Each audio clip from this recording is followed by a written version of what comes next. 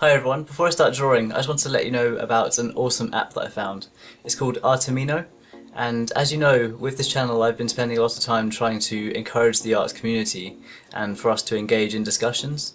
And this app seems to be all about that. It's about meeting other artists, chatting with other artists, creating polls, and it's about discussing all things art.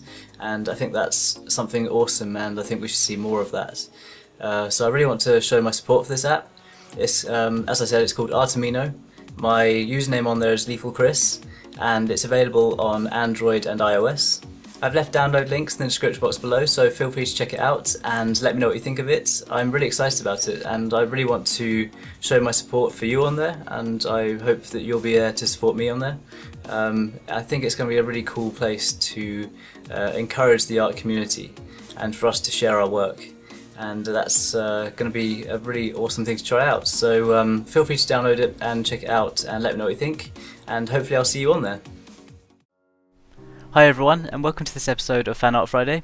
This week I'm finally working on some Tokyo Ghoul fan art. Lots of you have been suggesting this in the comments, and I really appreciate that you have all of these suggestions for me. It's really exciting to read through them each week. And once again, thank you so much for leaving them and for leaving the recommendations for anime for me to watch. I have such an awesome list, and if you have any more recommendations, then feel free to leave them here, and it's always hugely appreciated. And as always, if you have any drawing suggestions, then feel free to leave them in the comments below, and I'll be picking one and I'll be working on a drawing for next week. For the outlines of this drawing I used Pigma Micron pens, and I think they were 0.3mm, so it gave me a lot of opportunity to create some of the finer details in this drawing, especially around the hair where I needed some really fine lines.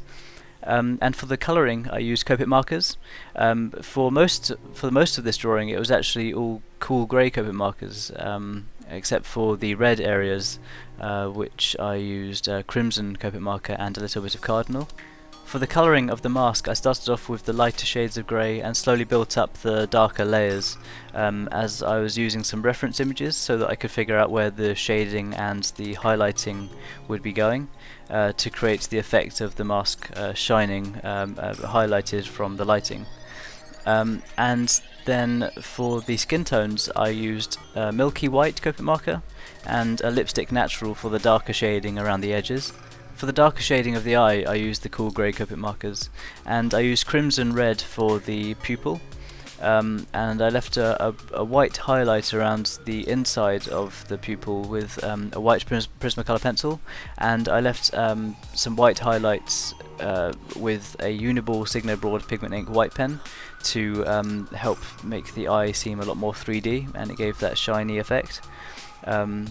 And for the hair I used just a few of the lighter cool grey Copic markers, ranging between the cool grey number 3 and the cool grey number 5 mainly, just a little bit of light shading, nothing too much. I wanted the hair to have a nice contrast from the character and the background. The background itself, I actually wanted to create that comic panel effect again, so I drew an outline with some Pigma Micron pens, and then I filled in all of the colouring with a crimson Copic marker. I think this panelling gives a really nice effect to drawings like this, and with the hair overlapping it, it makes the character seem almost 3D and popping out of the page, and I was really excited about that effect, and I definitely am going to be using the panel effect in more of my drawings in the future. You might have noticed that in this drawing I didn't use Prismacolor pencils much at all, and that was just me experimenting. I wanted to check out what the drawing would look like if I just used the Copic markers, and I think it gave a really nice smooth effect, and it gave the effects that I wanted with this character and the mask.